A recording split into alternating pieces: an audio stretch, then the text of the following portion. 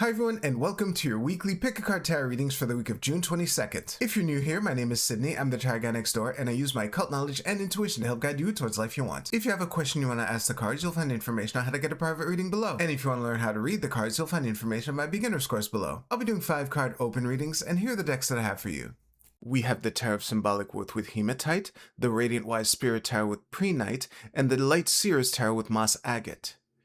We also have 4 different oracle cards to choose from 4 different decks.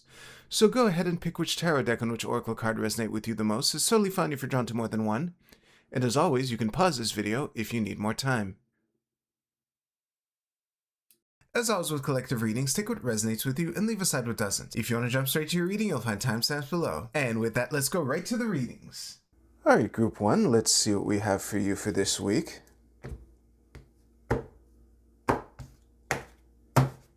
So, okay. That's the 8, okay. 3 of coins. Ooh, only one figure depicted, but at least it's a king.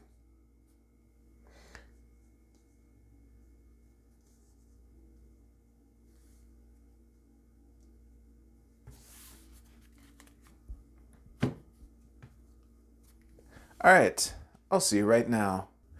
Group 1, the composition of this spread is really interesting, and given the fact that we have basically all pips with 1 court card and 1 major arcana card, which is the Wheel of Fortune, at the bottom of the deck underpinning the entire reading, but also the King of Swords here at the bottom of the cross is, he has his back to the Wheel of Fortune, but is looking at it anyway. And I think that given the fact that the highest pip in this entire reading is the same suit as the king here, and also the middle sword, the middle card here, I think that the it's almost as if the odd sword out in the 3 of swords here is the king's sword, cutting through something to make a decision. And as people in positions of leadership know, actually, even if you're not, you've been on the receiving end of this. When the leader makes a decision, sometimes people, well, some people are happy with the decision and others are disappointed. And that's kind of what happens when you cut through the bullshit with a sword and, you know, dictate what's going to happen. And I have the feeling that whatever happens this week for you, Group 1, that there's likely going to be an opportunity that you're uniquely positioned to either recognize or capitalize on. And this reading would be an invitation to take it. I don't think, again, given the fact that we only have 1 major that's technically not in the reading and 1 court card, which is the highest ranking card in the entire reading, I don't think that if you see the opportunity and don't take it, or if you don't take the opportunity at all because you never saw it, that it's going to be a big deal. But yeah, that's kind of the vibe for this weekend. Unfortunately, the best movie metaphor that came to mind while I was staring at these cards is like over 30 years old at this point. And it's so you might not have seen it, but it's the when James Cole, Bruce Willis's character, his first attempt at escaping the mental asylum in 12 Monkeys, because Brad Pitt's character Jeffrey Goins, he basically does everything to set Bruce up to you know, take the shot. He provides a key, puts the key in Bruce's hand, and then creates the diversion. And while, because Bruce is heavily sedated during this scene, they're in an asylum, and Bruce told them that he's from the future, so that's why he's in the asylum. But anyway, yeah, so basically it's like, whether the key is being placed in your hand or whether you obtain the key yourself, one thing is for sure, James Cole was heavily sedated in that scene. If you look for 12 Monkeys Asylum Escape, Brad Pitt, Bruce Willis, you'll definitely see the scene I'm talking about. But yeah, the king is kind of the opposite of heavily sedated, is what I'm trying to say. He's probably like one of the security guards or whatever. The metaphor is kind of breaking here. But yeah, whether you're the one who obtains the key or whether you're the one who, you know, it gets it placed in your hand by someone else, whether you create the opportunity yourself or whether you recognize that the opportunity is there. I think that all of this points at a window for something to make a decision that'll have an impact.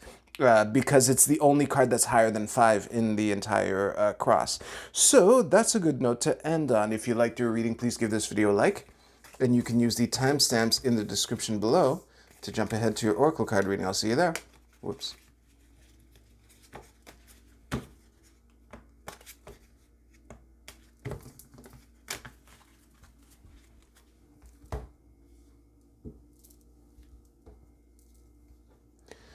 All right, group 2. Let's see what we have for you for this week.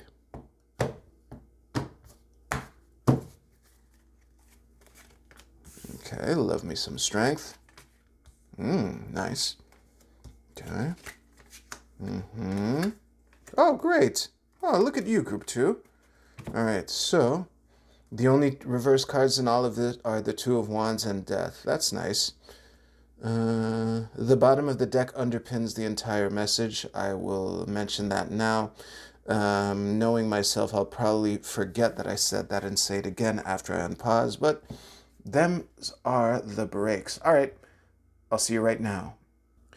Group 2, I don't feel like I have much to say to you for all the awesome reasons. I mean, look at these cards. I'd say that the main risk factor for you, the main source of unforced errors for you would be trying to make it all happen, like that one big move that changes everything in one snap, you know. I think that this is a week for eating your broccoli and slowly and steadily marching towards your goal. And I think that you have the confidence and clarity to know that you're going towards it. And I think that the death card being reversed at the bottom of the deck is hinting at how the transformation process, that's kind of what the death card means. I said kind of because I only use one word, but the transformation is going to be long, basically. But something tells me that you already knew that with the Justice card being up right here. Reminder that there are three upright swords in the entire deck traditionally, and Justice is holding one of them. The other two are the Ace of Swords and the Queen of Swords, putting that out there. So yeah, and also I just want to give the usual nod that I give when the Two of Wands shows up in reverse, to just make sure that you're seeing the glass half full. I think that part of what can make you try to look for the big move, the big swift win, rather than just eating your broccoli and slowly and surely marching towards your goal or progressing towards it, is impatience. The self. Yeah, seeing the glass half empty, basically. Yeah, seeing the glass half empty is what can generate impatience, which is what can which can tempt you into making unforced errors. I finally got it out. So yeah, as long as you keep that in mind and remember your why, but I think your why is pretty clear, and I think your confidence is pretty clear. It's really just a question of knowing that if your goal was to go full throttle and have a breakthrough week this week, don't force it as much as your confidence dictates that that you should, basically. If you liked your reading, please give this video a like, and you can use the timestamps in the description below to jump ahead to your Oracle card reading. I'll see you there.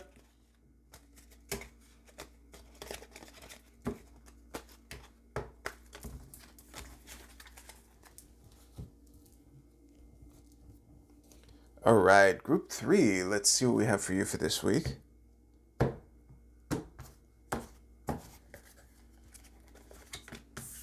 Okay, that's the World. No, yeah, the Wheel of Fortune is different. Yeah, haven't used this deck in a while, clearly. Okay, there's the Tower. Don't panic because the Nine of Cups is right there, but the Five of Coins is at the bottom of the deck in reverse. So yeah, again, don't panic. I got your back.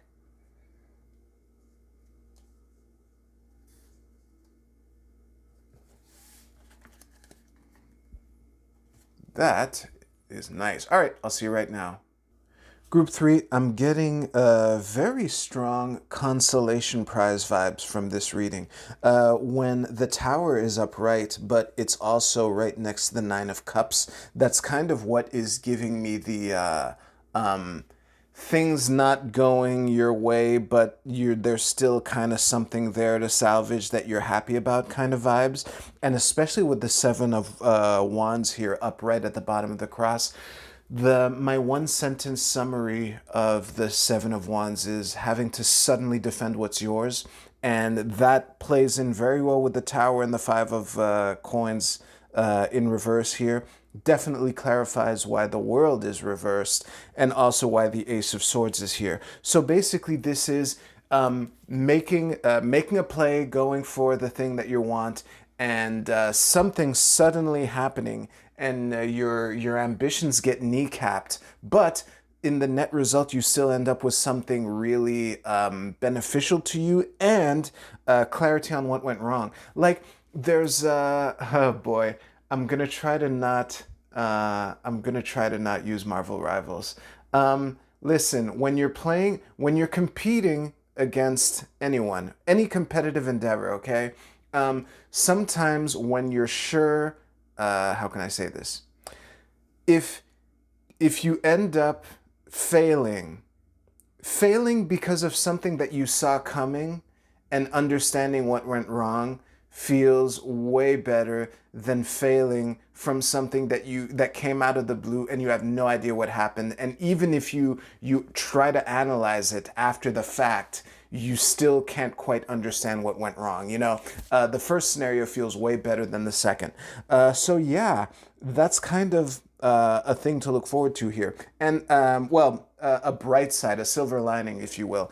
And I think that the Five of Coins is nodding to the why, because whatever, how can I say this? It might be that you didn't have the resources that you thought you would, or that your stack wasn't as thick as you thought it was, or that kind of thing. Or it could also, resources could also be other people, because in the traditional card there are two beggars walking in front of that church. So yeah, this is either yeah, it's like you thought you had the goods, but you didn't. There's nothing in poker that's more costly than having the second best hand. Actually, if I had said that at the beginning, it would have simplified the consolation prize stuff.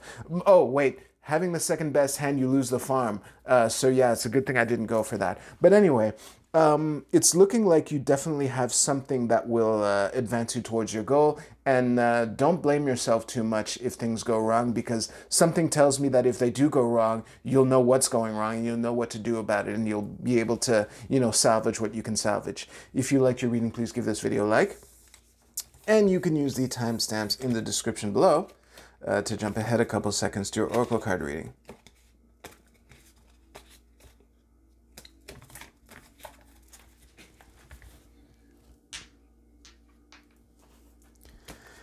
All right, let's see what we have for the Oracle card portion. This should be pretty good. I'll just refocus again because I'm like that. All right, Group A, your card is the Marrying Maiden. There we go. This is I Ching hexagram number 54. I haven't said in a while how much I love this deck but hate this font. But the key words under the card are a compromising situation, subordination, succumbing to seduction, manipulation, and low self-esteem. Oh, okay. I was so busy hating on the font because I had trouble reading what this said that I didn't realize that there's a female figure wearing a bride's dress in chains right now. That's the illustration of this card. But yeah, I think that the... how can I say this?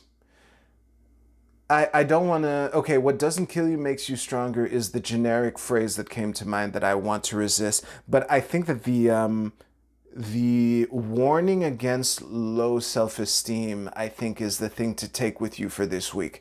Because when you're in a compromising situation, it's like the Eight of Swords lady. she doesn't have she has nowhere near the amount of options that she would like to have, but she doesn't have no options. She can free herself with the very thing that's binding her. And that's kind of the attitude that you're being invited to take for this week. Group B, your card is By the Book.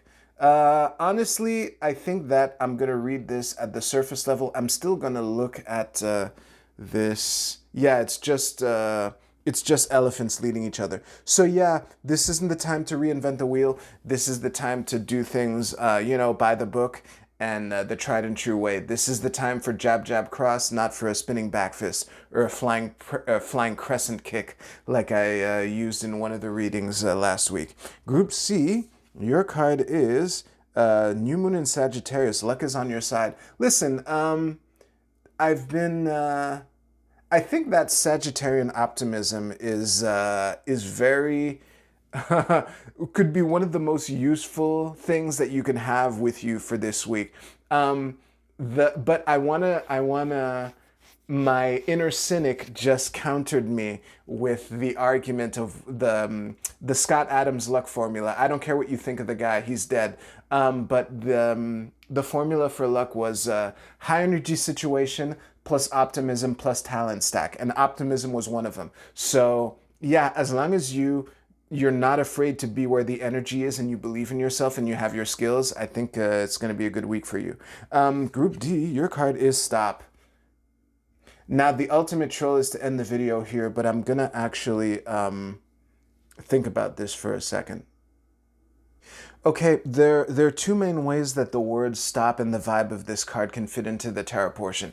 This is either one strategic bad habit that you're being asked to not do for this week, like maybe no alcohol this week, or no weed this week, or no, I don't know, tarot videos this week, or whatever your guilty pleasure is. The other thing would be the urge. Basically, don't get baited. If the overwhelming urge to do something overtakes you this week, try to think about it a bit more before you actually act on that urge. Those are the two best ways that fits. And that fits nicely into the end of this video. Thank you very much for watching. If you liked your video, please give this video a like. I hope you have a great week. Take care. I'll see you soon.